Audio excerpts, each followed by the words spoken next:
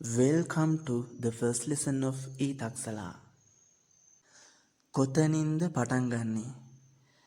ඕනම් භාෂාවක් පටන් ගන්නෙ එක තැනකින්, එක පුංචි තැනකින්. එතනින් තමයි අපිත් අද පටන් ගන්න යන්නේ. මම හිතන විදිහට එතන ඉඳලා ගියොත් ඔයාලට වරදින්නේ නැහැ. වරදින විදිහකුත් නැහැ. සිංහල භාෂාව ගැන හිතලා බලන්න. ඒ භාෂාවේ සරලම පටන් ගන්නම මොකක්ද? පුංචි අනකිරීමක්, නැත්නම් පුංචි ඉල්ලීමක්, ආයාචනයක්. වෙනත් වචන වලින් සරලව කියනවා නම් ආයාචනයක්, විධානයක්, ඉල්ලීමක්. එන්න, යන්න, කන්න, බොන්න, කියන්න. මේ තමයි අපේ භාෂාවේ තියෙන සරලම විධානයන් ටික. එහෙම නේද? පිට රටක කෙනෙක් අපේ සිංහල භාෂාව ඉගෙන ගන්නවා නම් එයා මුලින්ම ඉගෙන ගන්නේ ওই වචන ටික. දැන් අපි දෙමළ භාෂාව ඉගෙන ගන්නවා නම් ඒත් මේ සරල විධානයන් ටික තමයි මුලින්ම අපි ඉගෙන ගන්නේ. වාංග, පෝංග, ශාපුඩුංග වගේ. හින්දි භාෂාව ගන්න ඒත් තත්ත්වයේ වෙනසක් නැහැ.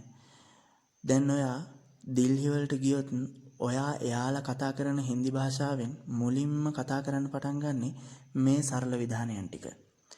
ආවෝ, ජාවෝ, බෝලෝ, කරෝ වගේ දේවල්. ඔයාට දැන් පැහැදිලි ඇති ඒ වගේම ඔයාට දැන් තේරෙනවා ඇති ඉංග්‍රීසි භාෂාවෙත් මේ තත්ත්වයේ වෙනසක් නැහැ කියලා. ඔව් ඇත්තටම නැහැ. ඔයා ඉංග්‍රීසි භාෂාව ඉගෙන ගනිද්දිත් ඔයාට මුලින්ම අහුවෙන්නේ මේ සරල විධානයන් ටිකම තමයි. සරල විධානයන් වලට ඉංග්‍රීසි භාෂාවෙන් කියනවා simple commands කියලා. හොඳට මතක තියාගන්න. simple commands ඒ කියන්නේ සරල විධානයන්. දැන් අපි බලමු ඉංග්‍රීසි භාෂාවේ සරල විධානයන් ටිකක්. එහෙම නැත්නම් simple commands ටිකක්. go යන්න, come එන්න, eat කන්න, tell කියන්න, do කරන්න. දැන් ඔයාට පැහැදිලි නේද? ඉතින් අපි බලමු මේ සරල විධානයන් වලදී අපි යොදාගන්නේ ඉංග්‍රීසි භාෂාවේ කවර කොටසද කියලා. ඔයාට දැන් ඒක තේරෙනවා. සිංහල භාෂාවේදී කන්න, බොන්න, එන්න, යන්න කියලා කියද්දී ඒ සඳහා අපි යොදාගත්තේ සරල ක්‍රියාපද ටිකක්. ඉංග්‍රීසි භාෂාවේදී ක්‍රියාපදයකට කියන්නේ verb කියලා. මේ සරල ඉල්ලීම්, ආයාචන, විධානයන් සඳහා අපි යොදාගත්තේ verbs. එහෙම නේද? ඉතින් මෙතනදී අපි verbs ඒ කියන්නේ go, run, come ආදි වශයෙන් වූ verbs යොදාගන්නේ විශේෂිත වූ රටාවකට. ඒ කියන්නේ විධාන, ඉල්ලීම්, ආයාචන ආදිය සඳහා යොදා ගැනෙන රටාවට. ඒ රටාවට ඉංග්‍රීසියෙන් කියන්නේ imperative mood. The imperative mood. ඔබ දැන් මේ ඉගෙන ගන්න යන්නේ simple commands පාඩමේ විශේෂිතම වූ කොටසක්. ඒ තමයි imperative mood. මේ imperative mood යොදාගන්නේ අනකිරීම්, විධාන දීම්, ඉල්ලීම්, ආයාචන වගේම සුහද ආරාධනාවන්. ඒ වගේම මේ imperative mood මඟ පෙන්වීම ලබා දීමේදී එහෙම නැත්නම් උපදෙස් හා අවවාද දීමේදී බහුලව යොදා ගන්නවා. තවත් කෙටියෙන්ම පැහැදිලි කරනවා නම් විධාන, ඉල්ලීම්, ආයාචන සඳහා ක්‍රියාපදයේ ක්‍රියාමූලය එහෙම නැත්නම් ක්‍රියාවේ මූලික රූපය යොදාගෙන ගොඩනගෙන වාක්‍ය රටාවට imperative mood කියනවා. මම මෙතනදී එකපාරටම උදාහරණයක් දීලා පැහැදිලි කරන්න යන්නේ නැහැ. මොකද ඊට කලින් ඔයාලා දැනගන්න ඕනේ ක්‍රියාවේ මූලික රූපය එහෙම නැත්නම් ක්‍රියාමූලයක් කියන්නේ මොකක්ද කියලා. දැන් ඔයා දන්නවා ඇති එක ක්‍රියාපදයක් ගත්තාම ඒ ක්‍රියාපදයේ විවිධ රූපයන් තියෙනවා කියලා. දැනට අපි go කියන ක්‍රියාපදය ගමු. මේ go කියන ක්‍රියාපදයේ විවිධ රූපයන් තියෙනවා.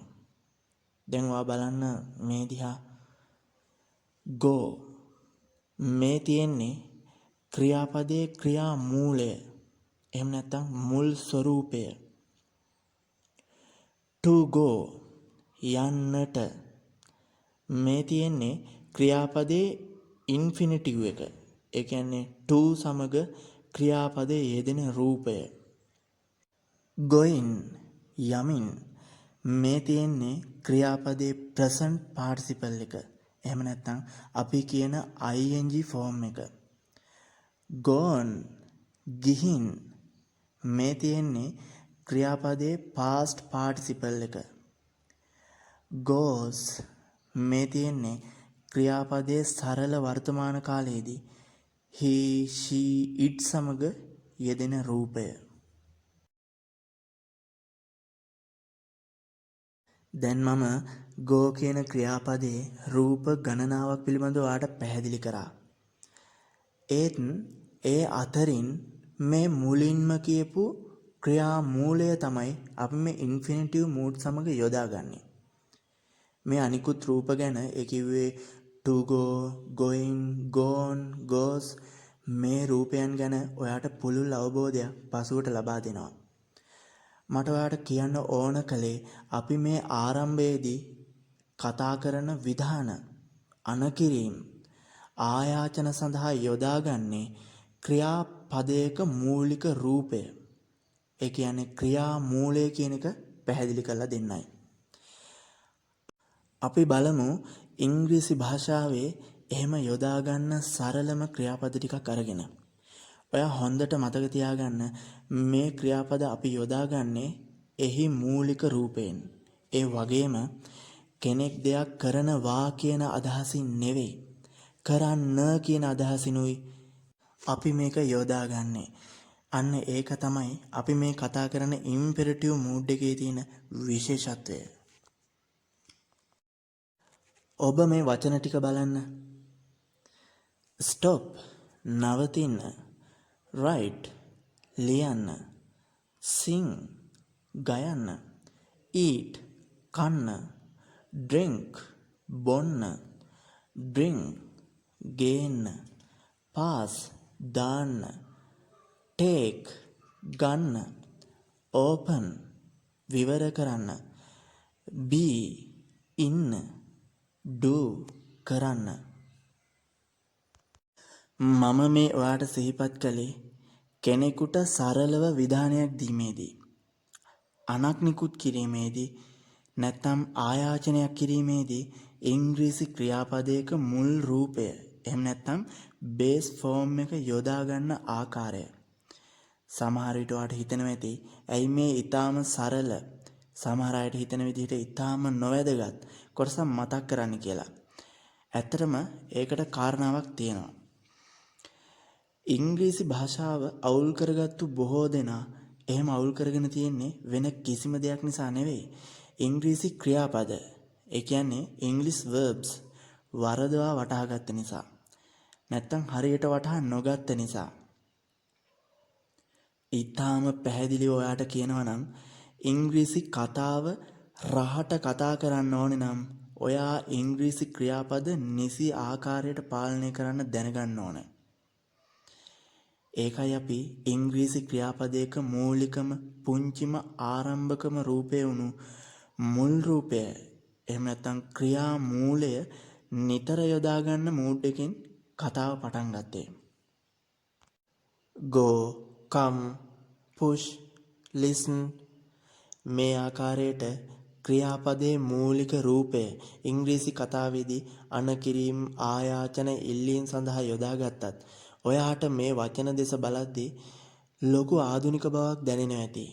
වෙනත් වචන වලින් කියනවා නම් පිරිච්ච නැති ගතියක් දැනෙනවා ඇති. සිංහල භාෂාවේදී වුණත් එන්න කියනවට වඩා මෙහෙට එන්න කියන අවස්ථාව වැඩි. යන්න කියනවට වඩා අරහෙට යන්න, පැත්තකට යන්න, තනියම යන්න කියන අවස්ථාව වැඩි.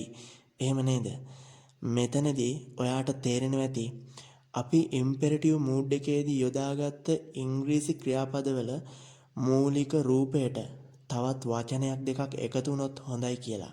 එහෙම නේද? අපි ක්‍රියාපදයක් එහෙම නැත්නම් verb එකක් යොදාගෙන දුන් අනකිරීම උපදෙස් ඉල්ලීම් වඩාත් අර්ථාන්විතව ලබා දෙන්නට මේ ක්‍රියාමූලයට තවත් පදයක් දෙකක් එකතු කරන්න අවශ්‍ය වෙනවා. අපි එවැනි සරල අනකිරීම් විධානයන් ඉල්ලීම් ටිකක් මෙතනදී ඉගෙන ගන්න බලමු. වෙනත් ආකාරයකින් කියනවා නම් imperative mood එකෙන් simple commands යෙදෙන ආකාරය බලමු. මෙතනදී මම ඔයාලට මූලික ක්‍රියාපදය එහෙම නැත්නම් ක්‍රියාමූලය තද කළු අකුරෙන් දක්වනවා. come සමග simple commands. come here මෙහෙට එන්න. එහෙම නැත්නම් ඇතුළට එන්න. come a little closer ටිකක් ළඟට එන්න. come a bit closer චුට්ටක් ළඟට එන්න. come with us අපිත් එක්ක එන්න. come with me මාත් එක්ක එන්න. come again ආයෙත් එන්න. come on ඉදිරියට යන්න. come along ඉක්මන් කරන්න. come back ආපසු එන්න. come forward පෙරට එන්න. go සමග simple commands. go out පිට වෙන්න. go straight කෙලින් යන්න. go now දැන් යන්න. go now itself දැම්මම යන්න.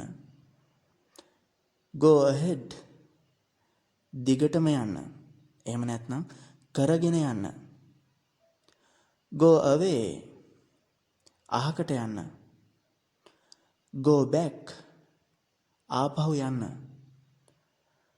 go for a change විවේකයක් ගන්න. go off පිට වෙලා යන්න. මේ විදිහට සරල විධානයන් ඉල්ලීම් හා ආයාචනයන් ගැන කතා කරගෙන යද්දී ඔයාට දෙයක් කියන්න ඕන. භාෂාවක සජීවී බව ඒ වගේම දිගටම පවත්වාගෙන යාම බොහෝ විට රැඳී තියෙන්නේ ගොඩාක් සංකීර්ණ වාක්‍යවල නෙවෙයි. මේ වගේ පුංචි පුංචි යෙදුම්වල සරල විධානයන් තුල. ඒ නිසා ඔයා මේ පුංචි පුංචි විධානයන් ඊ타ත්ම ගැඹුරු මතකයට ඇතුළත් කරගෙන නිතර පුහුණු වීම කරනවා නම් ඉංග්‍රීසි කතාවේදී ඔයාට ඒක ලොකු පහසුවක් වෙනවා. බොහෝ දෙනා හිතන්නේ ඉංග්‍රීසි කතා කරනවා කියලා කියන්නේ එක දිගට වාක්‍ය කීපයක් කියවාගෙන යෑම කියලා. නමුත් ඒක වැරදි. ඒ නිසා වේගවත්ව මතකයට නගා ගැනීමට පුළුවන් වන විදිහට ඔයා මේ සරල විධානයන් මතකයේ තදින් රඳවා ගන්න. ඉංග්‍රීසි කතාවේදී ඔයාට කාන්තාරයක අතරමං වෙලා ඉද්දී නෑදෑයෙක් දැක්කා වගේ මේ සරල විධානයන් සැනසීමක් අරගෙන එයි. ඒකයි සියල්ලටම කලින් මේ සරල විධානයන් ඔයාට උගන්වන්නේ. ඔයාට ඉහත මම පැහැදිලි කරපු උදාහරණ වලින් පේනවා ඇති. come සහ go කියන මූලික සරල ක්‍රියාපද දෙකෙන් විතරක් කොයි තරම්නම් අදහස් ප්‍රමාණයක් කියන්න පුළුවන්ද කියලා. සමහර විට ඔයාට පුදුමත් ඇති. ඇත්තටම කියනවා නම් අවශ්‍ය නම් මීටත් වඩා come සහ go කියන පද වලින් තවත් 100,000 ගණනක් අදහස් කියන්න පුළුවන්. ඊතක්සලා තුලින් ඔයාලට අරගෙන එන පළවෙනි පාඩමෙන් අදට සමුගන්නවා. ඊට කලින් ඔයාලට දෙයක් කියන්න ඕනි. ඒ තමයි come කියලා නිකම්ම කියපු ඔයාලා දැන් come here කියලා ප්‍රායෝගිකව ලස්සනට ඉංග්‍රීසි කතා කරන්න පුරුදු වෙන්න ඕනි. ඒ කිව්වේ imperative mood එකෙන් simple commands යොදලා කතා කරද්දී ලස්සනට රහට ප්‍රායෝගිකව ඉංග්‍රීසි කතා කරන්න පුරුදු වෙන්න ඕනි. තවම simple commands පාඩම ඉවර නැහැ. තවත් ඔයාගේ ඉංග්‍රීසි කතනය ලස්සන පිරුණු අංග සම්පූර්ණ කතනයක් බවට පත් කරගන්න අවශ්‍යම simple commands ටිකක් අරගෙන ඊළඟ පාඩමෙන් හමු වීමේ බලාපොරොත්තුවෙන් සමුගන්නවා. ඒ වගේම තවත් මේ වගේම දැනුම පිරුණු පාඩම් ඔයාලගේ ළඟටම ගෙන්වා ගන්න ඊතක්සලා subscribe කරන්න. bell icon එකත් click කරලා තියාගන්න. අධ්‍යාපනය නම් වූ උතුම් සිහිනය හඹා යන ඔයාලට ඊතක්සලාවෙන් සුබ ප්‍රාර්ථනා කරනවා.